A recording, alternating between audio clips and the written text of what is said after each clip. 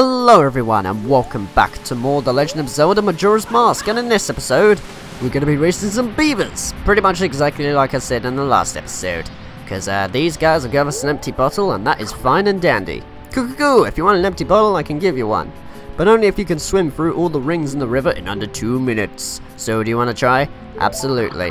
There's a total of 20 rings. You must swim through them in the right order for it to count. Swim through the ring that's flashing. Okay, I know they say flashing, but I wouldn't really call it flashing, to be honest, and you'll see what I mean in a minute.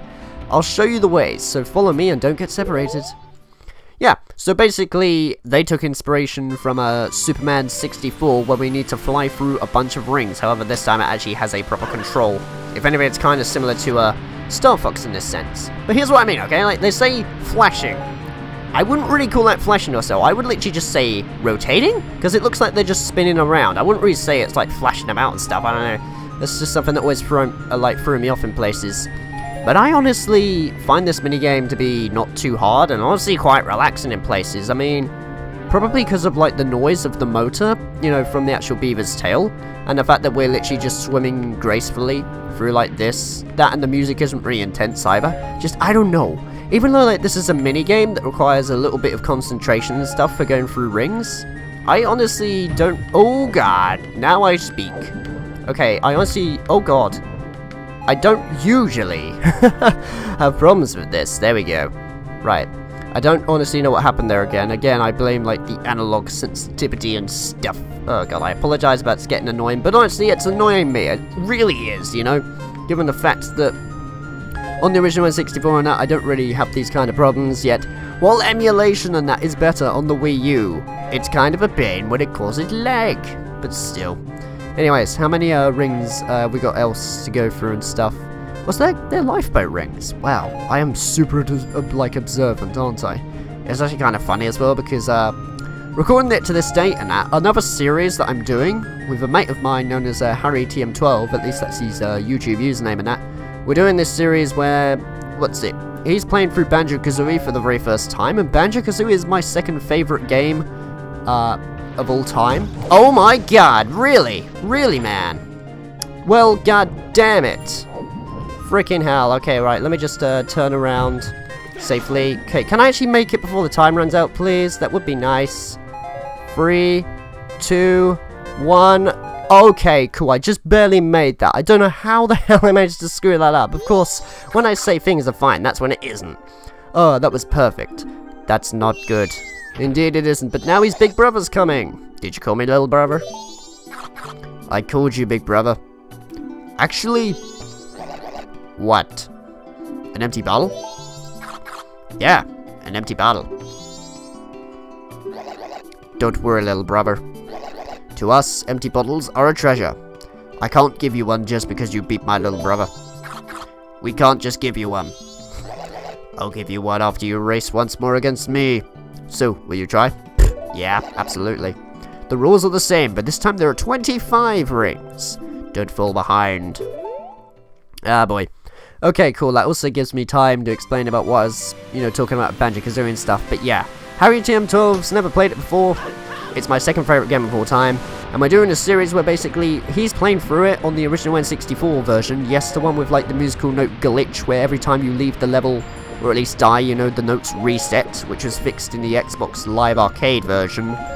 So he's playing through that for the very first time, and I'm there basically sitting through it with him, while guiding him in a way. In a way, it's kind of like some sort of collab project going on, and well, the reason why I thought of that is because of lifeboats, because it's only like recently or so that we were currently playing through Rusty Bucket Bay, and those have lifeboats. Just, I don't know really, it just made me think of that for some reason, I don't know why. Anyway, let's have a squeeze through this one that time. There we go, nice, I managed to make it through. And yeah, honestly there's not really too much to say or so while swimming about, so it kind of gives me an idea, you know, just to like steer on to other subjects and things. But it's going to be a different series than that. It's particularly going to be quite long as well, because I mean... You know, I will agree, like, was it Harry TM12? You see, when it releases, by the way, the series, you need to understand the fact that me, personally, in that I pretty much grew up with a lot of 3D platformers, like Mario 64, preferably, actually, Super Mario 64 DS, since I never grew up with a Nintendo 64 as a kid. you know, I go with, like, things like Jak and Daxter and stuff, but Harry is more familiar with, like, other types of genres, particularly RPGs. So that explains why during the series, you know, he occasionally screws up a lot. But it's because he's not used to 3D platformers, you know, so just bear that in mind for, like, how he plays and stuff. Because, I mean, he's at least trying his best and things, and I can appreciate that. Anyways, so, nice. Of course I don't screw up once while talking about freaking Banjo-Kazooie when trying to go through rings on the second one. He did it, little brother. Yeah, he did, big brother. There's nothing we can do, little brother. This is a mess, big brother. Of course, with that we get an empty bottle. Save items and yeah, we know what an empty bottle does. We underestimated you. Okay, cool. So what's going to happen now is they're going to transport out like this or so. However, while you may think that's all they give you, let's try going for them a second time just to see what happens, you know, because I'm a little curious, even though I already know what's happening and I'm just trying to foreshadow. I don't know really, man.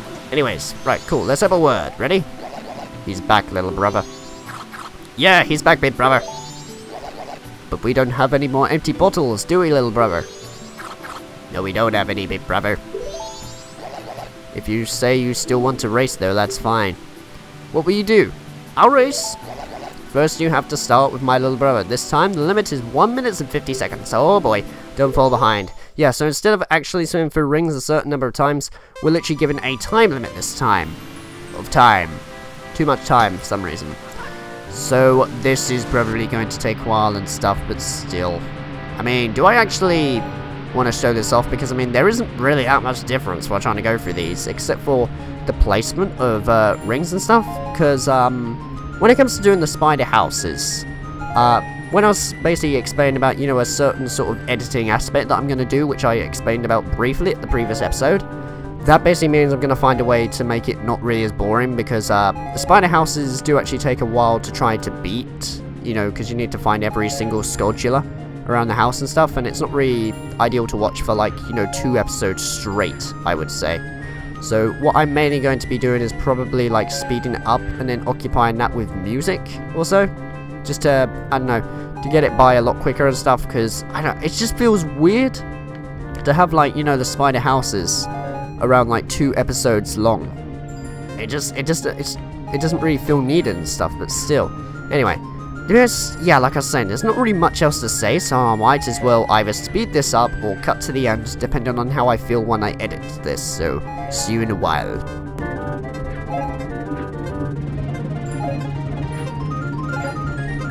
Also, oh my god, I need to hurry up actually. I know I said I'd cut towards the end stuff, but I'm literally looking at my clock, and it says, oh my god, it's like nearly 5 o'clock. I really need to get a move on with this. Jesus Christ, because I need to be at the Romani's Ranch by 6 PM. He did it again, little brother.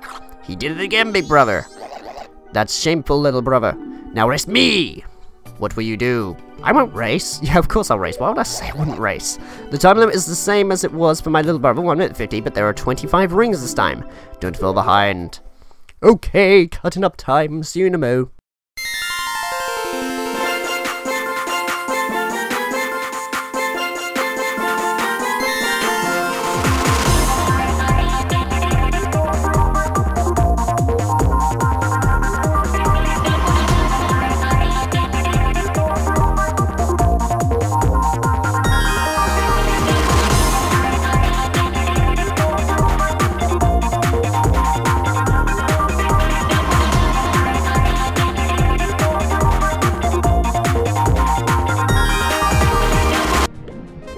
Okay, here we go. No! Oh my god, I thought I jumped so high then that I was gonna miss it. Never mind though. I actually did it. Blimey, I was really scared for a second there. He's a formidable opponent, little brother. You're all just talk, eh, big brother? If we give that to him, I wonder if he'll leave us alone, little brother. Yeah, I want to quit, big brother. And of course with that, we finally get a piece of heart. So yeah, if you get the empty bottle to begin with, if you play against the game again, you get given a piece of heart. Please, let it be over. It's over now, guys. That's fine. I don't have to torment you anymore, except, oh my god, okay, it's like literally the strike of, use your ocarina. What the f are you doing? I want to Song of Soaring on my way onwards to, what's it? The milk bar. God damn it! I always call it the milk bar. I don't know why. It's the Milk Road. God damn it. Okay, right. So let's just go onwards to the Milk Road, and then try to get that place before it actually turns to night. Because like I was saying, the actual entrance into Romani's ranch is completely blocked, and we'll be like, oh no, brilliant. I've had that before, believe me, and I was like, ah, great. So that basically means I had to reset time. Okay, which way was it? It was this way, wasn't it? Cool. You know what, to make things a bit easier, I might as well put on my Goron mask for this. So, let's just quickly change into this and go by. I suppose I could, while I'm waiting on that, try to kill that bird that gives you 200 rupees. But I don't really want to risk it, per se. Cool. Because, in a second or so, we should hear the music slightly fade out as it's about to transition on to night of, the second day. And this one, oh my god. I'm going to have a lot of trouble with this one, aren't I? Because this one involves using arrows. And you know how life was for me when I was trying to do the town shooting gallery in Clocktown and stuff. Because that took bloody forever. Oh my god, I hope it isn't the same here. Because if you screw up once on this, you pretty much have to reset time and do it all over again. So, let there be a guard. I'm going to wait for a while, though. Actually, while I'm waiting, I suppose I might as well at least show you why I'm coming here, because I don't think I've actually explained that. So let's just have a look inside here, okay? We'll see Crimea and Romani. How about we have a word? Oh my, hello. Romani's going to take our milk to Clocktown too. You're looking after the place. The cows would be all alone otherwise. Yes, sister. I'm going by wagon into town. Would you like a ride? I'll be leaving about 6 o'clock this evening, so you can join me if you'd like. There you go, that's exactly why, you know. So by the time it's 6 o'clock, I need to be here in order to join her on a ride to Clocktown. I'm going by wagon into town. Would you like a ride? Yeah, you're going to say the same thing, but then she's going to say, Romani wants to go too. You can't. Alright, go. Yeah, I just thought I'd clear that up and stuff, just in case you're wondering, like, yeah, cool. I mean, you got to be there by 6, but why? What's the purpose? That's the purpose. Okay, cool. Right, so I'm gonna wait.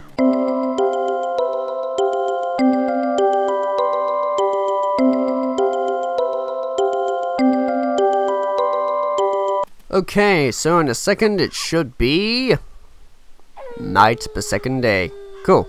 So of course now, out of nowhere, she's just magically here. I honestly find that kind of strange, given the fact I've been standing here all this time, and then magically, you know, her carriage is all set up and stuff, but still. Anyway, hello, how are you? Can I speak? Hello? Yeah, I can, cool, there we go. Oh, good evening. I'm going to town now to deliver milk. Would you like a ride? No, I'm okay. Oh, well, I'll be leaving at 7 o'clock tonight, so come over if you change your mind. Oh, she'll actually be leaving at 7 o'clock, right? I had never noticed this, really. I mean, before, I'm pretty sure I said no, but I didn't really read that part, since usually I, most of the time, just skim through text, you know, when in my practice file. But that's cool. So you don't really have to be here exactly at 6, but okay. You need to make sure you're in Romani's ranch by 6 o'clock, though, otherwise you will fail, and then you have to reset time again, because it gets blocked off. Anyway, would you like a ride? Yes!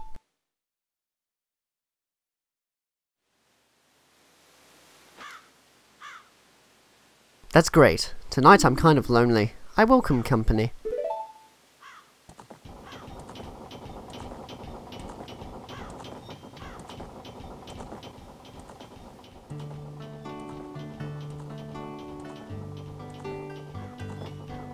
I guess it's been a while now since our father died. I'm trying to take care of the ranch, but things have been getting unstable lately.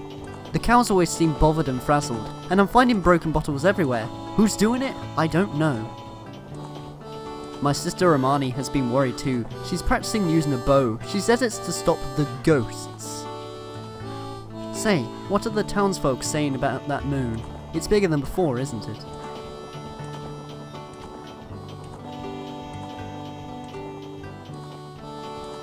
In town, I have a friend. Her name's Anju. Anju, the day after tomorrow is her wedding.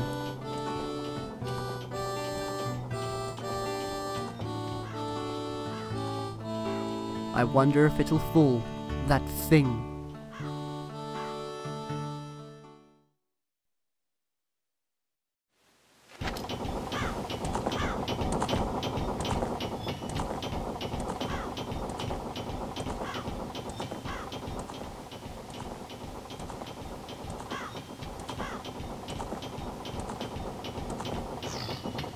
What? The road? Boy, get your bow ready.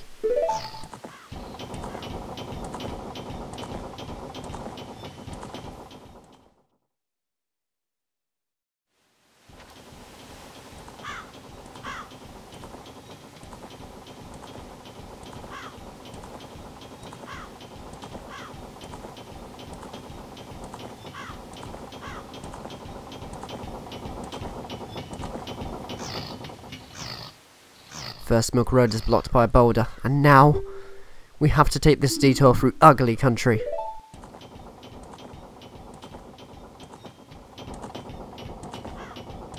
Are you ready, boy? I'm going to try to get us through here as fast as I can. If any pursuers come from behind, chase them off with your arrows. They may be after my cargo of milk bottles.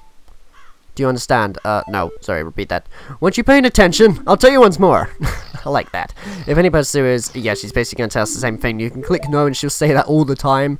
It's funny as well, because if the donkey continued walking and stuff, that would be quite humorous, given the fact they're walking for ages and they still have not attacked them. You think you would have made it by now, but still. Anyway, yeah, I understand. Thanks, I'm relying on you. If we can get through here, I'll have a big thanks for you. Indeed you shall. Okay, cool. So mainly what you want to try and do, which I'm probably not going to have that much luck with, due to analog sensitivity and stuff, is, in case you don't know who these guys are, those are the Gorman brothers. Pretty much, you know, that we raced with the pony or our horse and stuff. Well, what we mainly want to do is stop them trying to steal the bottles and that by just repeatedly hitting arrows.